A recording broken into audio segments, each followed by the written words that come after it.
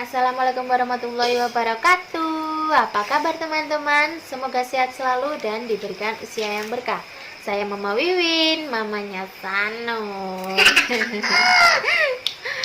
Oke teman-teman, jadi saya itu mau cerita dulu. Beberapa hari yang lalu saya itu banyak teman WA saya itu share atau membuat story status WA tentang itu loh teman-teman, yang lagi viral, yang lagi trending, tentang gagal ginjal kronis misterius itu loh, yang menyerang anak-anak karena obat, kayak kalau saya nggak salah ini karena obat sirup apa gitu, pokoknya penurun demam atau penurun panas yang ada di sirup, pokoknya intinya seperti itu. Jadi biasanya saya juga nggak begitu ini sih sama sesuatu yang lagi viral itu, biasanya saya juga nggak terlalu memperhatikan, tapi kali ini karena ini tentang anak dan saya juga punya anak kecil, Sanung ini dia juga kadang demam, dan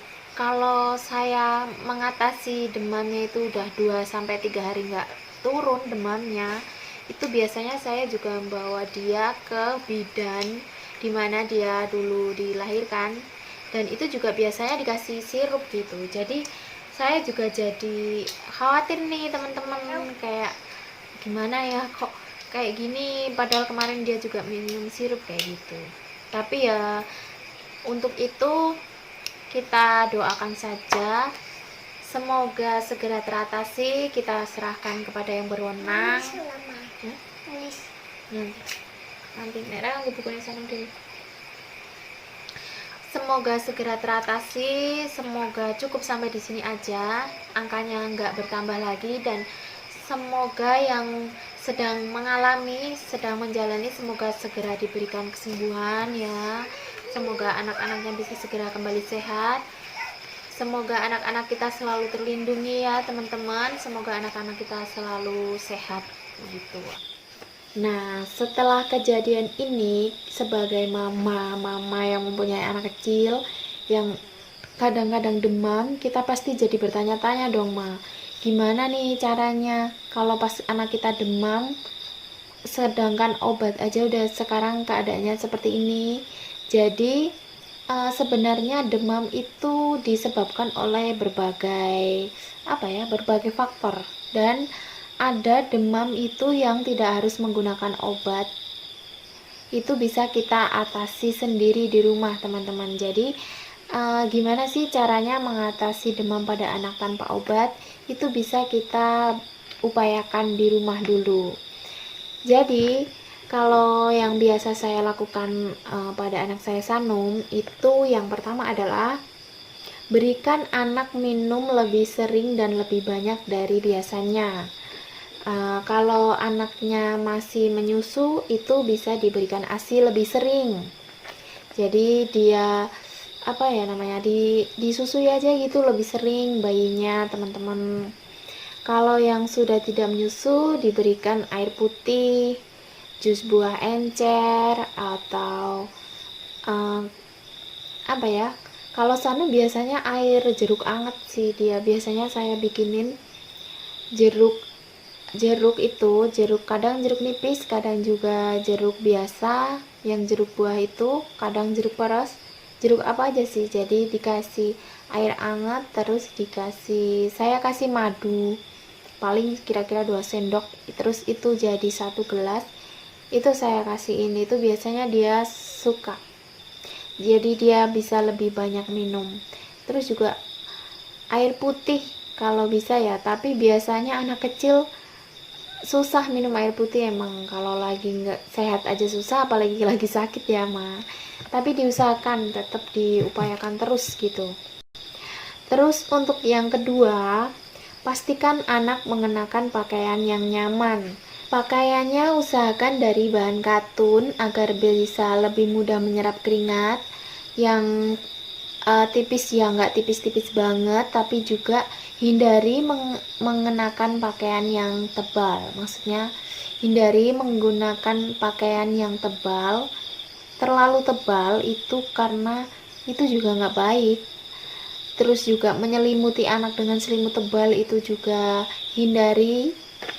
Terus kalau udah pakaian anak itu, biasanya anak demam itu kan berkeringat ya teman-teman. Kalau udah pakaiannya udah basah, segera diganti dengan pakaian yang baru yang masih bersih dan kering. Kemudian untuk yang ketiga itu adalah jaga suhu kamar atau suhu ruangan itu tetap sejuk dan nyaman. Kalau misalnya suhu ruangannya terlalu panas atau pengap, itu teman-teman bisa menggunakan kipas angin, tapi jangan diarahkan ke arah ke tubuh anak langsung, bisa dipantulkan ke tembok itu kipas anginnya. Jadi kamarnya udaranya tetap sejuk, tapi anaknya juga nggak jadi masuk angin kayak gitu. Terus untuk yang keempat itu istirahat yang cukup. Upayakan agar anak mendapatkan istirahat yang cukup. Jadi jangan, meskipun anak sakit, jangan terus langsung disodorin HP gitu biar nggak rewel. Itu nanti dia malah jadi nggak jadi istirahat gitu, nanti dianya malah jadi apa ya, fokus terus sama HP. Jadi dia keinginan untuk istirahat, untuk tidur itu jadi nggak ada. Jadi lebih baik hindari HP meskipun anak rewel. Kalau misalnya anak rewel didongengin, apa diceritain, atau diajak bermain yang sambil duduk atau sambil tiduran kayak gitu. Jadi usahakan agar anak-anak ini mengurangi aktivitas bermain berlari-larian ya teman-teman, agar dia tidak kecapean. Jadi bermainnya ya yang sambil duduk, main Lego atau apa, yang bisa sambil tiduran atau diceritain, didongengin kayak gitu. Jadi pokoknya apa ya, usahakan dia mendapatkan istirahat yang cukup, bahkan lebih banyak dari biasanya. Untuk yang terakhir itu kompres anak dengan menggunakan air hangat atau air dengan suhu normal biasa, air biasa atau air suhu normal. Hindari mengompres anak menggunakan air dingin atau air es ya teman-teman, karena itu justru bisa mengakibatkan anak menggigil, ngewel nek coro bahasa Jawane. Jadi gunakan air hangat atau air dengan suhu normal aja, dengan mencelupkan waslap atau kain berukuran kecil, kemudian diletakkan di ketiak atau di leher seperti itu. Itu nanti akan menurunkan demam si anak.